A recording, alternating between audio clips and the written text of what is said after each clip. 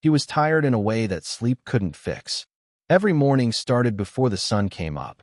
He'd slip out of bed quietly so he wouldn't wake the kids, stand in the kitchen staring at the coffee maker like it personally owed him money, and mentally run through the numbers again.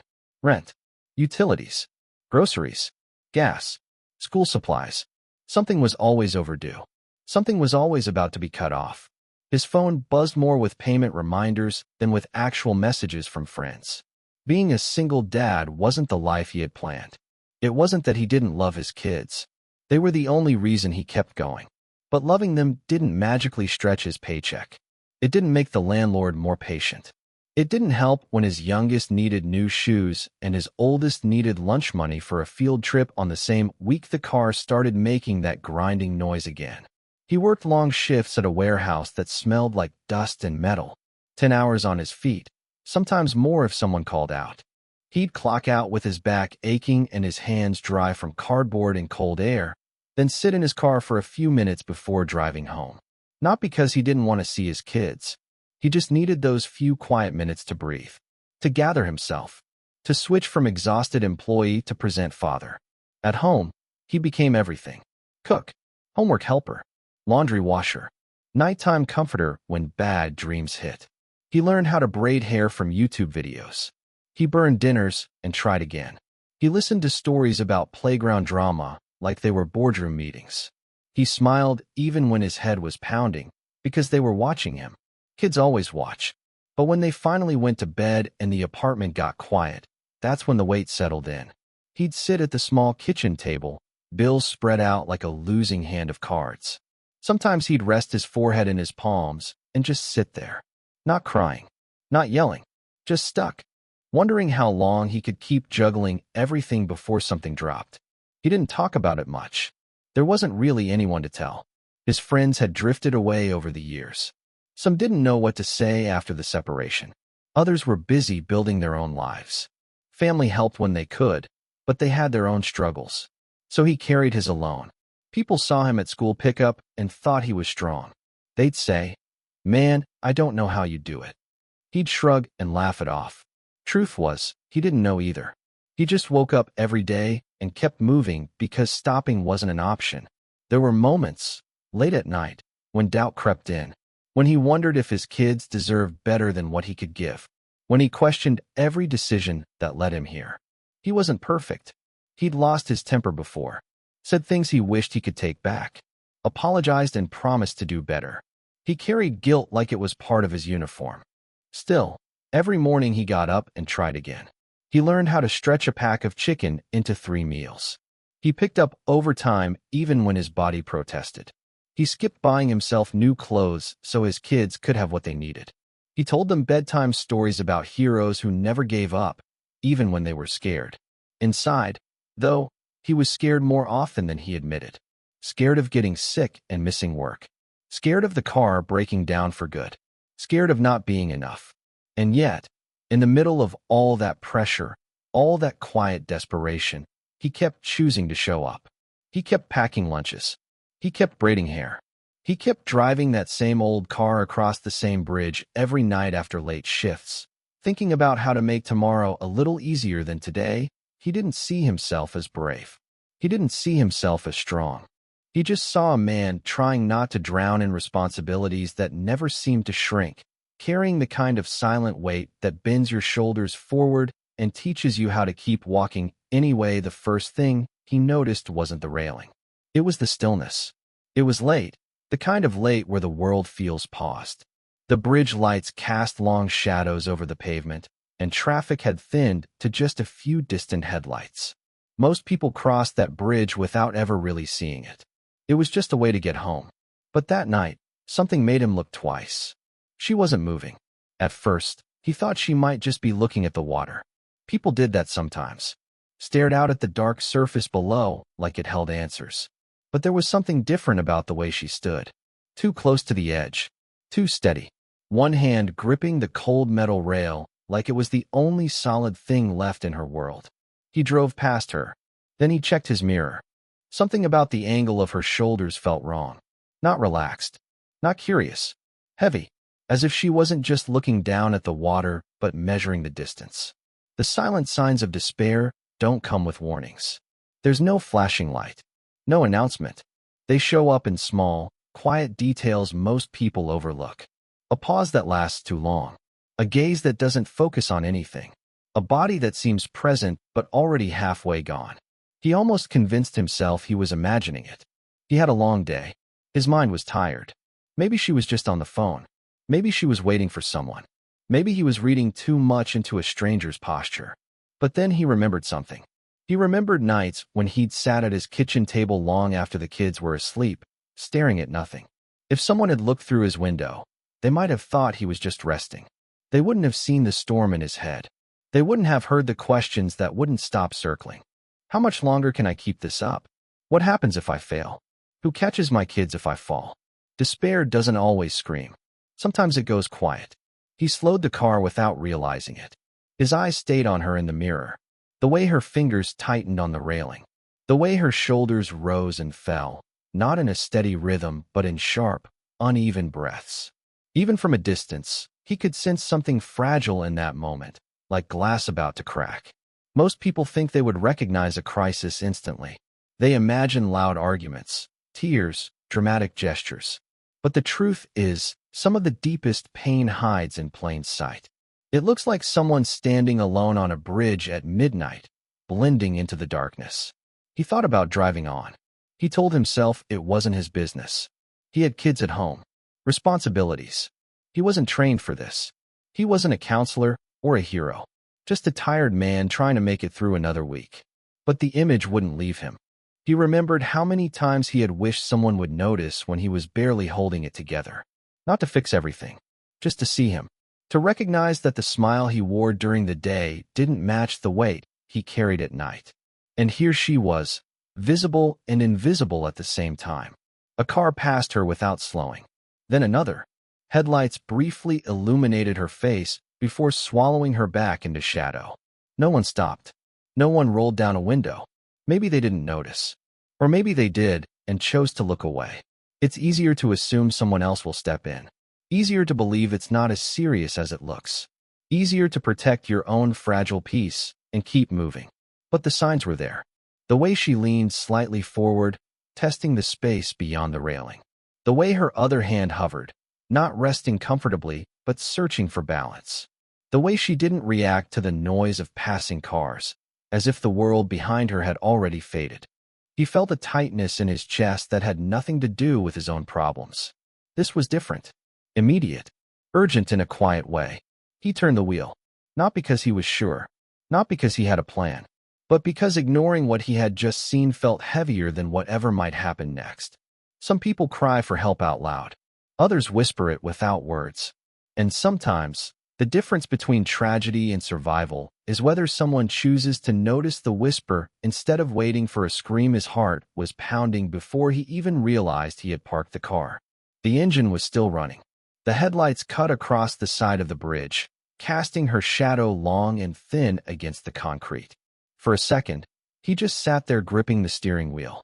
His palms were damp. His mind was racing through every possible outcome, none of them clear, none of them safe. What do you even say to someone standing on the edge? He wasn't trained for this. He hadn't taken a class or read a book about crisis intervention. He was a warehouse worker, a father, a man who spent most of his days lifting boxes and worrying about bills. The only thing he knew for sure was that silence felt dangerous. He stepped out of the car slowly, careful not to slam the door. The night air hit his face, cold and sharp. He could hear the faint rush of water below and the distant hum of traffic. She didn't turn around. If she heard him, she didn't show it. He took a few cautious steps forward. Up close, he could see her shoulders trembling. Not dramatically, just small, steady shakes, like someone trying to hold themselves together. One foot was pressed against the bottom bar of the railing. Her fingers were wrapped so tightly around the metal that her knuckles looked pale in the dim light. He opened his mouth, but nothing came out. All the complicated words he thought he might need disappeared. There was no speech prepared for this moment. No perfect sentence that could untangle whatever pain had led her here. So he said the simplest thing he could think of. Don't jump. The words hung in the air between them. They weren't polished. They weren't poetic. His voice even cracked a little. But they were real, direct, honest. For the first time, she reacted. Her shoulders stiffened. Her head tilted slightly, as if she was surprised anyone had noticed. Slowly, she turned just enough for him to see part of her face. Her eyes were glossy, reflecting the streetlight, wide with a mix of fear and something else. Exhaustion, maybe, or disbelief. He swallowed and took another step, keeping his distance but close enough so she could hear him without him raising his voice. Please, he added, softer this time. That one sentence carried more than just a command. It carried his own history of barely holding on. It carried nights at the kitchen table when he felt like giving up, even if in a different way. It carried the faces of his kids, asleep at home, who needed him to keep choosing to stay. He didn't know her story. He didn't know what she had lost or what she was running from. But he knew what it felt like to believe there was no way forward. He knew how heavy that kind of thinking could be. I don't know what's going on, he said carefully, his voice steadying as he spoke. But whatever it is, this isn't the answer. She let out a shaky breath. It wasn't a sob, more like air escaping from a tire that had been overinflated for too long. Her grip on the railing shifted slightly, not letting go, but not tightening either. He realized then that the power of those two words, "don't jump," wasn't in their complexity. It was in the interruption. They broke the silence she had wrapped around herself. They reminded her that someone was there, that she wasn't invisible in this moment. He kept talking, not rushing, not preaching. You matter, he said, even though he didn't know her name. You might not feel like it right now, but you do. He felt strange saying it to a stranger, but he meant it. Every word. Because if someone had told him that on his worst nights, it might have made a difference too. She turned a little more toward him, her face now fully visible. Tear tracks caught the light on her cheeks. There was anger there, and hurt, and something fragile beneath it all.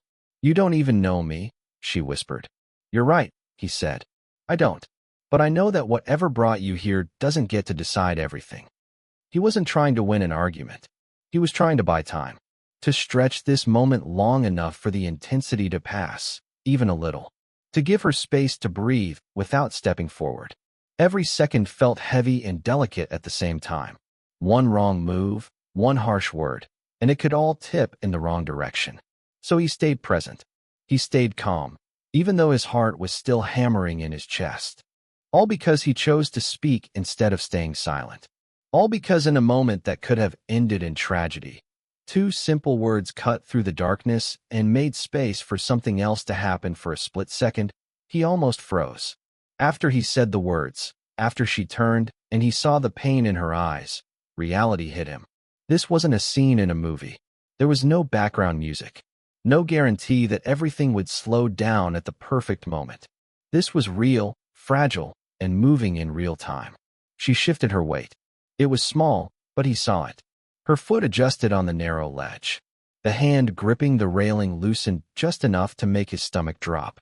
He realized then that talking alone might not be enough. Words had opened the door, but action might be what kept it from slamming shut. He took another step forward. Every instinct told him to be careful. Move too fast, and you could startle her. Move too slow, and you might lose the chance. His mind was calculating distances without him consciously thinking about it. 3 steps between them, maybe 4. The space felt enormous. You don't have to do this, he said again, keeping his voice steady. Just come down. We can figure the rest out later. Figure the rest out. He had no idea what that meant. He couldn't solve her life in the middle of the night on a bridge. He couldn't erase whatever pain had brought her there. But he could focus on one thing, getting her off that ledge. She shook her head slightly, tears spilling freely now. You don't understand, she said. He probably didn't. Not fully. But he understood what it meant to feel cornered by life. To believe the options in front of you were shrinking. To think that one irreversible decision might finally quiet the noise. Another car passed behind them. The rush of air made her flinch. That was the moment he stopped hesitating. He closed the distance slowly but deliberately, hands slightly raised, not to grab but to show he wasn't a threat. His heart was pounding so loud he could hear it in his ears. He could feel the tremor in his own legs, but he kept moving anyway. Fear didn't disappear. It just stopped being the loudest voice. When he was close enough, he saw how thin the railing really was, how little separated her from the drop below. The reality of it made his breath catch. One misstep, one sudden movement. "Look at me," he said gently. She did.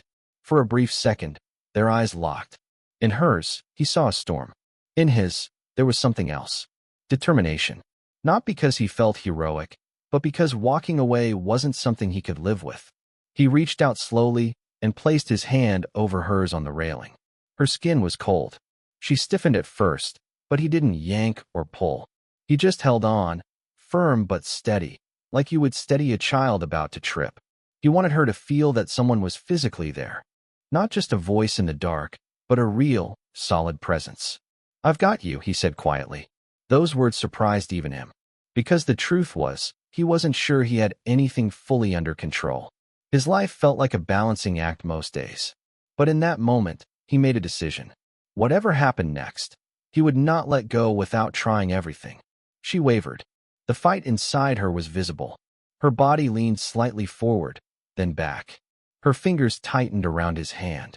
He felt the tension, the internal pull between staying and falling. He acted before doubt could creep back in. With one swift but careful movement, he shifted his grip, sliding his other hand around her wrist and pulling her toward him. Not violently, not recklessly, just enough to break her balance toward the safe side of the railing. She gasped. For a terrifying second, both of them stumbled. His shoes scraped against the concrete. His shoulder hit the metal bar. But he didn't release her. He leaned his full weight backward, anchoring them both to the solid ground of the bridge. It was messy. It wasn't graceful. There was no dramatic slow motion, just raw effort and instinct. She collapsed against him once her feet were firmly back on the pavement. Her knees buckled, and he caught her awkwardly, almost dropping to the ground with her. She was shaking now, not from the cold, but from the release of everything she had been holding in. He realized then that courage doesn't always look calm. It doesn't always feel brave. Sometimes it feels like your hands trembling while you do the thing anyway. Sometimes it's choosing to move when staying still would be easier. He could have stayed in his car. He could have told himself it wasn't his responsibility. He could have spoken a few words and left the rest to fate. Instead, he chose action over hesitation. He chose involvement over distance. He chose to risk looking foolish, overstepping, or even failing rather than live with the weight of doing nothing. And now, as she clung to him on the cold concrete of that bridge, breathing hard, alive and shaking in his arms, he understood that sometimes the most important decisions are made in seconds. Not because you're fearless, but because you refuse to let fear decide for you for a while. Neither of them spoke. She sat on the cold concrete, her back against the railing she had almost climbed over. He stayed close, not crowding her, but near enough in case her legs gave out again. Her breathing was uneven, like she had just run a long distance. His wasn't much better. He looked at her properly for the first time. She was young, younger than he had first thought. Early 20s, maybe. Her clothes were simple but neat, like someone who had somewhere important to be earlier that day. There was something about her face that felt familiar, but he couldn't place it. Not in a way that made sense. More like a faint echo in his memory. "You okay?" he asked quietly, though the question felt too small for what had just happened. She let out a short, shaky laugh that didn't sound amused. "No," she said honestly. He appreciated that. No pretending. No brushing it off. They sat there in silence again. Cars passed occasionally, drivers unaware of how close they had just come to witnessing something irreversible. The world kept moving like nothing had happened. "Why did you stop?" she asked suddenly, her voice softer now. He thought about that. About the long day at work. About the bills waiting at home. About how easy it would have been to keep driving. "I don't know," he admitted. "I just couldn't not." She studied him then, really looking at him. Not just as a stranger who interrupted her plan, but as a person. Her eyes lingered on his worn jacket, the scuffed shoes, the tired lines around his eyes. "What's your name?" she asked. He told her. When he asked hers, she hesitated. Then she said it. The name hit him like a sudden jolt of electricity. He blinked, certain he had misheard. "Say that again." She repeated it. There was no mistake this time. He knew that name. Not personally, not from his neighborhood or his job, but from somewhere that had touched his life more than once. Somewhere tied to the stack of letters he kept in a small box at home. Letters he had read late at night when hope felt thin. "Your last name?" he asked carefully. She told him. His chest tightened. It couldn't be a coincidence. The foundation that had covered his rent the year before when he was 3 months behind. The scholarship fund that had quietly paid for his daughter's after-school program when he couldn't afford it. The community grants that kept the lights on in more homes than people realized. The name attached to all of it was the same one she had just spoken. Her family's name. He stared at her, trying to reconcile the image in front of him with what he knew. The family behind that foundation was known across the city. Business leaders, donors, the kind of people whose names were etched into hospital wings and printed in bold at charity galas.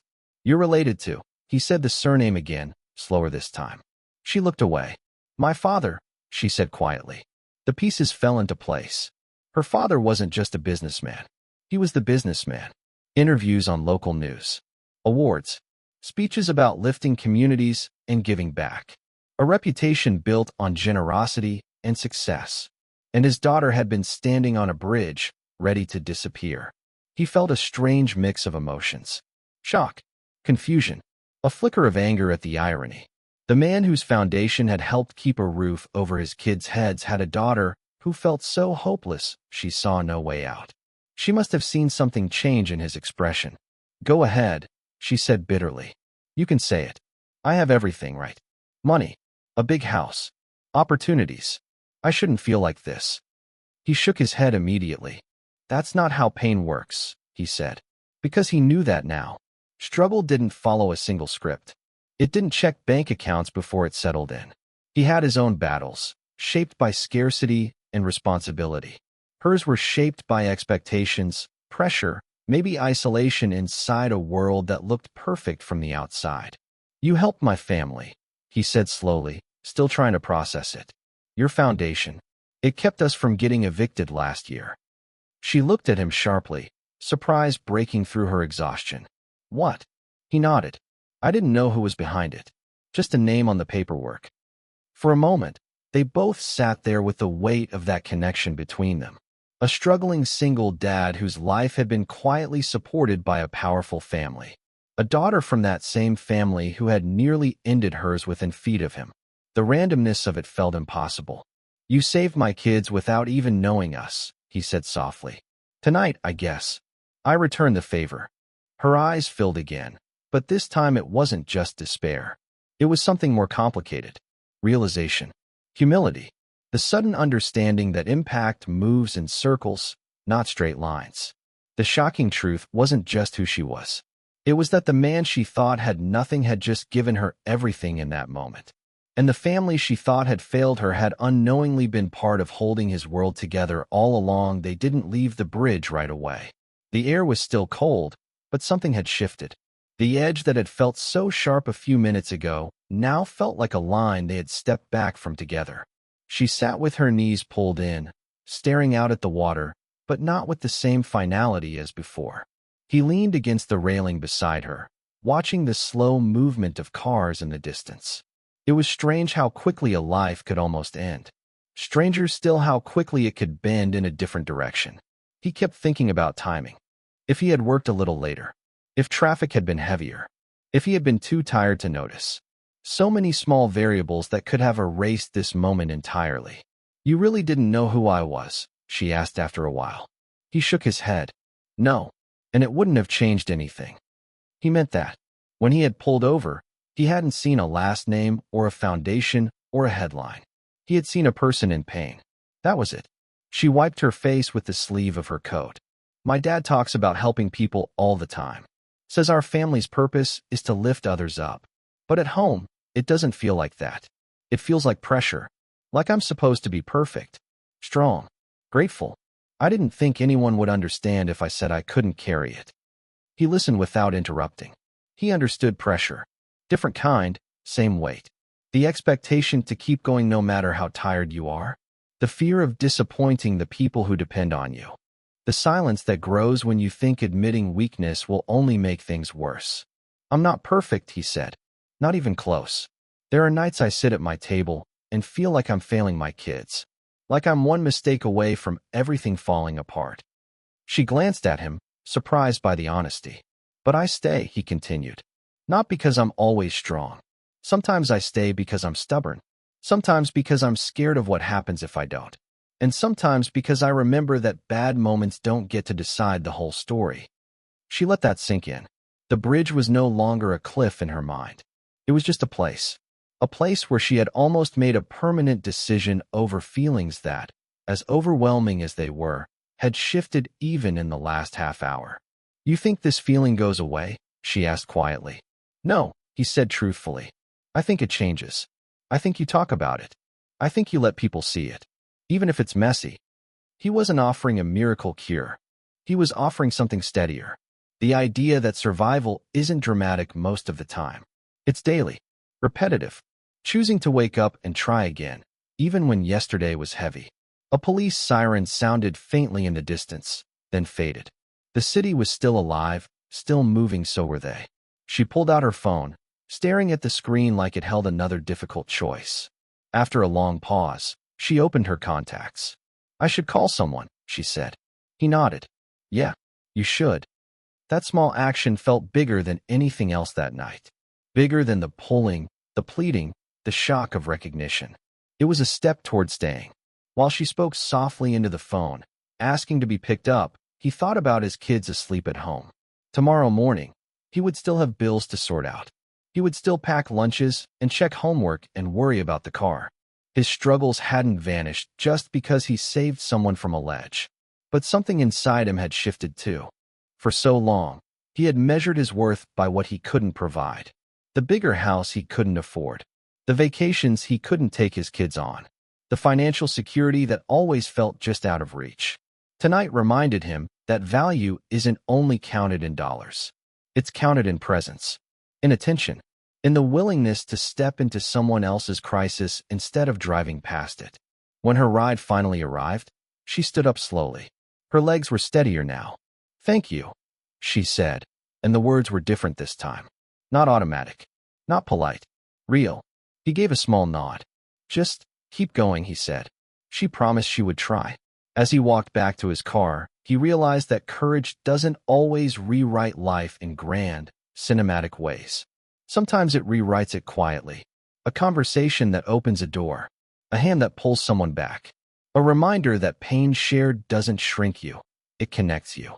Two lives intersected on a bridge because one man decided to notice, to speak, to act. And from that single moment, both of them carried something forward they didn't have before. Proof that even in the darkest hour, one choice can ripple outward and change the direction of more than just a single night.